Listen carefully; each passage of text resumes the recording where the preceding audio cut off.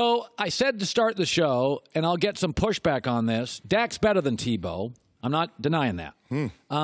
But there are some Tebow Denver Broncos similarities where make your field goals, game's got to go a certain way, great defense, play at home.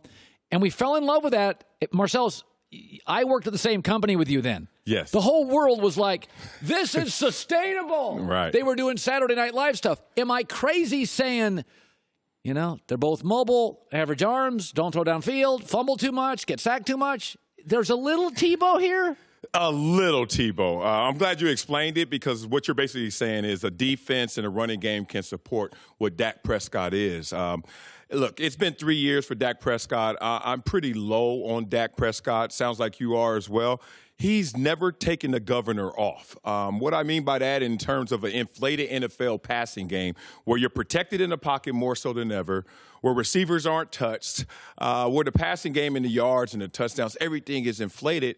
We still see a guy who's only thrown for over 300 yards 3 times, but then 16 times under 200 yards. Never one game in his career with 4 touchdowns. It's just the governor is still on. I thought yesterday in the Jerry Jones fake Super Bowl that he created for this team that he would finally say, let me go for broke. I've already openly negotiated my contract with my owner. I'm going to take a hometown discount because I do show signs of a guy who is managing the game, not actually going out there and dictating terms. All that said, not highly impressed by Dak, and he may come back to be the reason why this team doesn't fully achieve their goals. Well, that's my thing, is that I've seen this with Sanchez and Tebow and Kaepernick. Now, I saw it a year with Russell Wilson, but by mid-year 2, Russell started popping. Yes. Like the light went on, you're like, okay, this is more than running dude.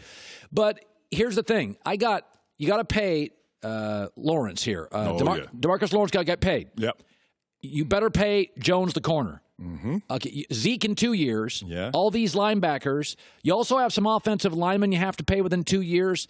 You know, and I look at this. Oh, Amari Cooper this year got paid. Say Cooper's first. So my takeaway is, and I'm going to throw this at you. My theory is, the Bortles and the Kaepernicks and Russell Wilson, when they're making nothing, and the stars of the team are defense, everybody's good. Yeah. But when you then have to pay Blake, because you don't want to have chaos at quarterback, when you pay Blake 20 and the corner's like, bro, I'm Pro Bowl 3rd straight year, you're paying me a third of Blake. If you pay Dak $24 million, Marcellus, my question is his likability in the room? It's one thing when you're making 700 G's. Everybody loved Russell Wilson in Seattle. Yes. He got the check, and Richard Sherman's like, whoa. I'm the best corner in a decade. Right. My concern is not only if you sign Dak, you're not going to be able to re-sign everybody. Second thing is expectations go way up when you're making 24 large, right? Oh, exactly. In the room? Yeah, I mean, there's 2 constructions at play. One is personnel construction. You talked about that. Russell Wilson being in Seattle when you're sitting there as a 3rd-round draft choice. Hey, it's okay. He's making a few $100,000. He's overachieving, and we could pay everyone else around you. But as soon as you get paid, the mental construction of a locker room changes as well. We expect more. Even if you've been doing a great job, we want even more because your salary changed. So it's not just the upstairs management feels that way. It's the players as well. We expect to squeeze a little more toothpaste out of you. Yeah, like Kirk Cousins in Washington, the story was kind of fun. Yeah. It was like, how you like that? It's like, kind of like this guy. Now it's like you're making 33 large. I don't like that much. Yeah, exactly. I mean, we've all been there before. I mean, when you're climbing up the hill, everyone wants to praise you. And as soon as you get to the top of the hill, they're all saying, there's only one way to go. That's down. Now, let's just talk about the defensive personnel of Dallas. Yeah.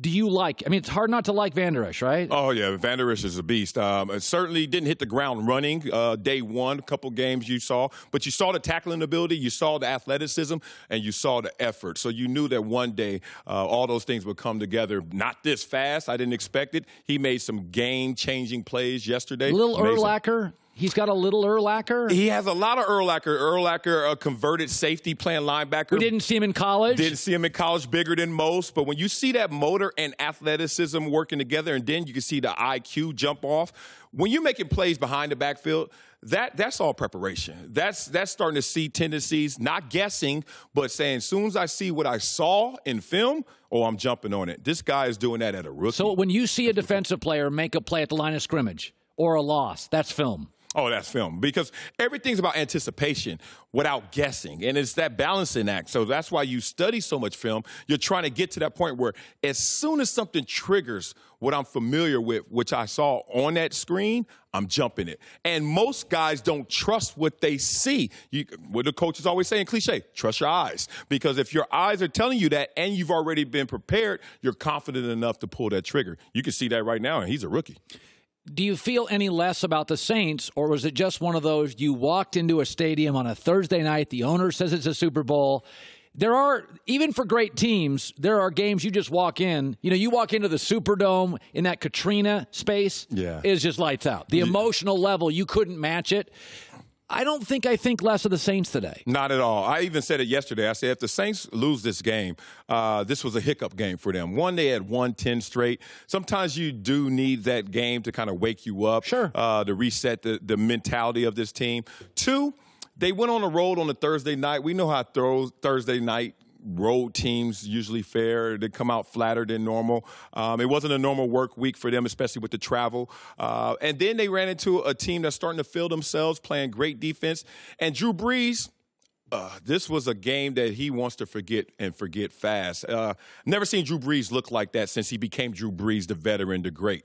I played with him his rookie year, so it took me back to way back. Oh, you played with him in San Diego? Yeah, so I saw rookie year Drew Brees, which is distant from what we saw every other game of his career except last night.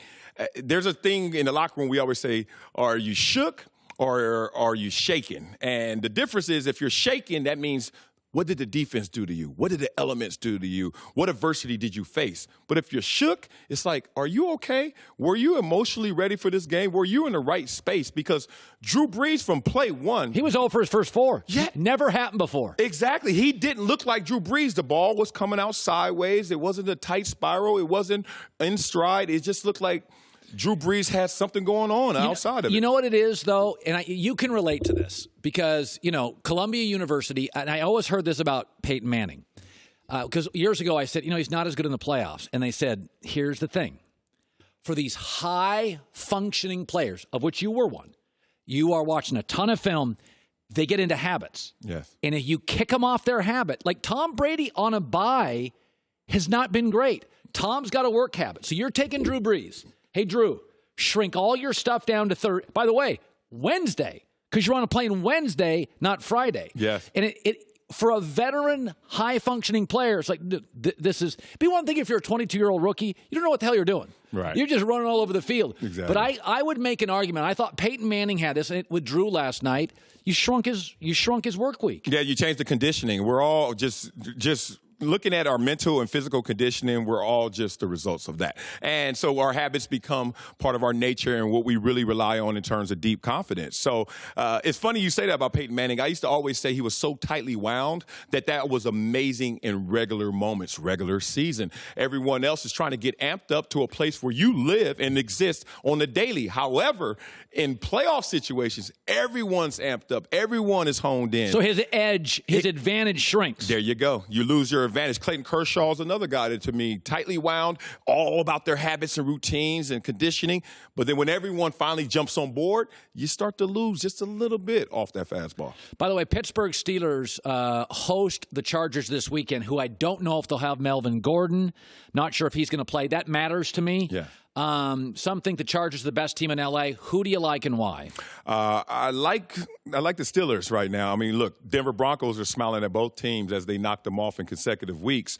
But if you look at the Steelers, that offense, high-powered, healthy, not worrying about the running back having an MCL injury. So I just think that because they're at full throttle, and the Chargers, you talk about conditioning and habits, Chargers first time on prime time. So let's see how everyone responds, especially when you're undermanned. Even though that's my team and I love the Chargers, I think that they're right there tier 2 in terms of Super Bowl contention. I still see the Steelers winning. Ben threw some teammates under the bus. That was the appearance, some would say this week. Did you feel that way? And what do you make of star veteran quarterback occasionally pointing a finger? I didn't feel that way. One, if you follow Ben Roethlisberger, especially his post-game career in terms of press conferences, he throws himself under the bus a lot of times. He takes it. He's like, hey, I messed up. I own that. And I think that when you're the veteran that he is, the captain of the team, Super Bowl champion, the great future Hall of Famer, yeah, there's times where you have to just tell everyone what the standard is. And no fear of what that standard is, because there's going to be days you fall short of that standard. And in those moments, if you feel like you have the game and the cachet to come back at Ben Roethlisberger, by all means do so. But I don't feel anything from that. Ben has owned up to his own mistakes before as a player, and I'm certain that Antonio Brown understood where he came from. Hi, everybody. Thanks for watching. Subscribe here to get the latest from the show. Also, be sure to check out more of the best clips from The Herd, or go watch a few segments from other shows on FS1.